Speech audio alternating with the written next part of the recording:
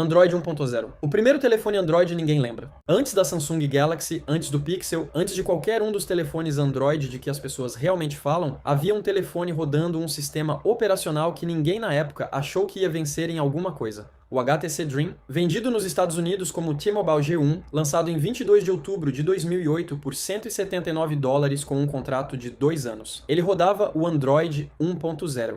Ele tinha um teclado físico deslizante porque o Google não estava totalmente convencido de que as pessoas digitariam em cima de vidro. Ele tinha um trackball para navegação. Ele tinha 192 MB de RAM. E não tinha nome de sobremesa, porque ninguém tinha pensado nisso ainda. O que ele tinha era Google Maps, integração com o Gmail, uma gaveta de notificações adequada que você podia puxar para baixo e o Android Market com cerca de 50 aplicativos no lançamento. A T-Mobile vendeu mais de 1 milhão deles nos primeiros 6 meses. Não uma revolução, não ainda, mas o andar térreo de uma.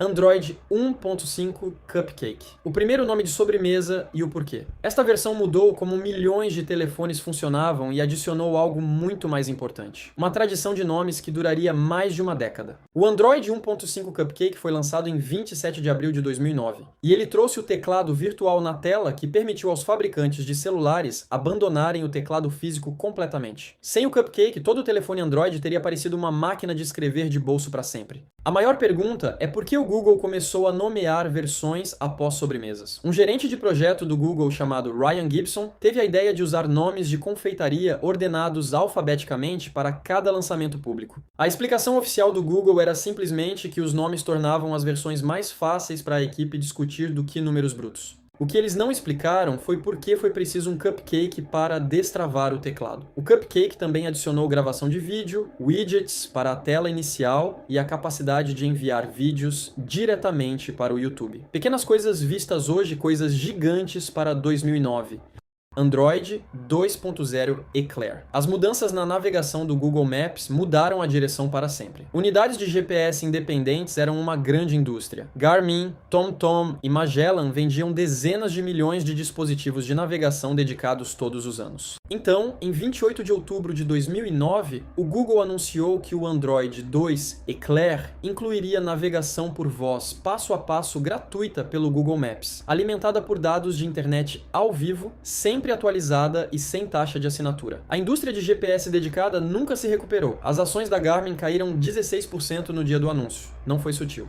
O Motorola Droid foi o primeiro telefone a vir com o Android 2, e a navegação do Google Maps era seu recurso matador. Pela primeira vez, um smartphone podia dizer onde virar em tempo real, de graça, usando um dispositivo que você já carregava no bolso. O Eclair também trouxe suporte multitoque e a capacidade de gerenciar várias contas de e-mail. Melhorias importantes, mas a navegação era a história. Uma atualização de software efetivamente acabou com uma categoria inteira de hardware.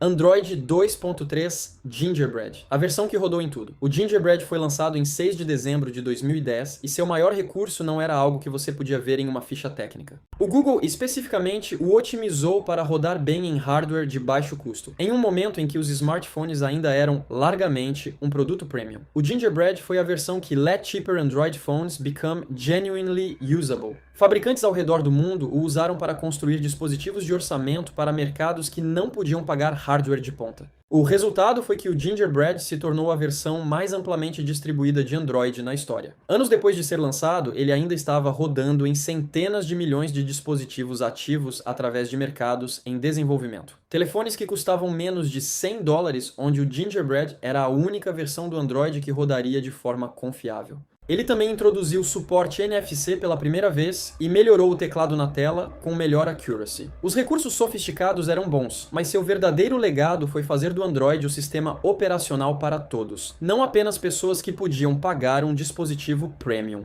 Android 4.0 Ice Cream Sandwich. Telefones e tablets finalmente unidos. Antes de 2011, o Google havia tomado uma decisão estranha. O Android para tablets e o Android para telefones eram basicamente sistemas operacionais diferentes. Os telefones rodavam o Android 2.x e os tablets rodavam o Android 3.0 Honeycomb, que era uma construção completamente separada para a qual o Google nunca lançou oficialmente o código-fonte. Era uma bagunça que deixava os desenvolvedores miseráveis. O Android 4.0 Ice Cream Sandwich, lançado em outubro de 2011, 2011 resolveu isso. Uma base de código unificada, um idioma de design, uma versão para governar todos os tamanhos de tela. O Ice Cream Sandwich introduziu o sistema de design Holo, interfaces escuras limpas com detalhes em verde azulado, e foi a primeira versão do Android que parecia ter sido desenhada de propósito. Ele também substituiu o botão físico de menu por uma barra de navegação na tela. Voltar, início e aplicativos recentes. Você ainda pode sentir o contorno dessa decisão em todos os telefones Android feitos hoje. Ele foi lançado no Samsung Galaxy Nexus e para os fãs do Android foi a primeira vez que a plataforma pareceu genuinamente madura. Android 4.1 Jelly Bean. O Project Butter faz o Android realmente funcionar de forma fluida. O Android tinha um problema de reputação. Mesmo com um bom hardware, rolar uma lista ou alternar entre aplicativos parecia truncado em comparação ao iOS. E as pessoas podiam sentir a diferença. O Google não podia continuar fingindo que não podia. O Android 4.1 Jelly Bean, lançado no Google I/O em 27 de junho de 2012, lançou o Project Butter, uma coleção de mudanças que travou a interface inteira em consistentes 60 quadros por segundo. Triple Buffering, sincronização, V-Sync e antecipação de toque trabalharam juntos para que o telefone respondesse no instante em que seu dedo se movesse. Funcionou. A irregularidade que os críticos usavam como ponto de discussão por 3 anos largamente desapareceu. O Jelly Bean também introduziu o Google Now, um serviço de informações proativo que mostrava horários de voos, clima e trânsito sem ser pedido, com base no que sabia sobre seus hábitos. A combinação de desempenho fluido e entrega inteligente de informações fez do Jelly Bean a versão que impediu os usuários de iOS de terem uma reclamação legítima sobre a experiência principal.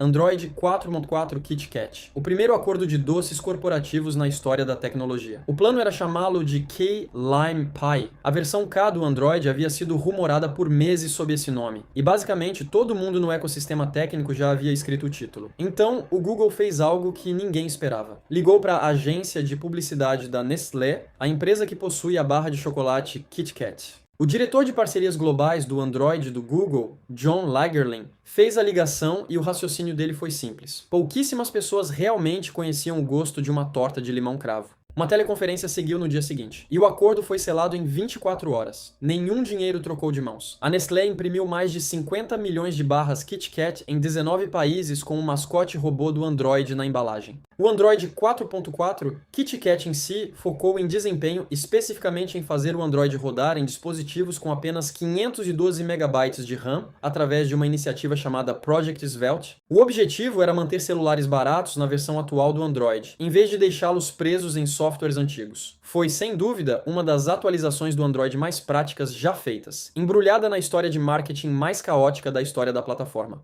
Android 5.0.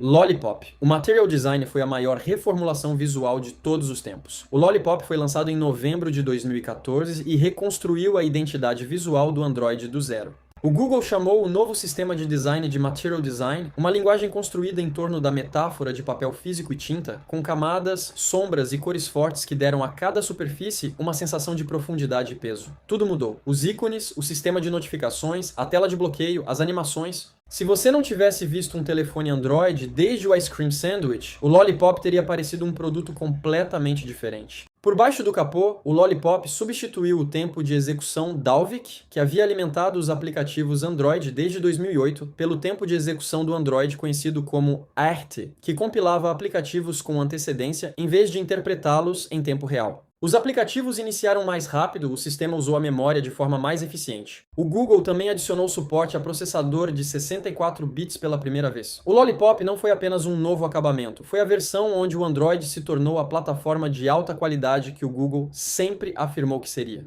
Android 6.0 Marshmallow. Você finalmente controla o que os aplicativos podem acessar. Antes do Marshmallow, instalar um aplicativo Android era uma proposição de pegar ou largar.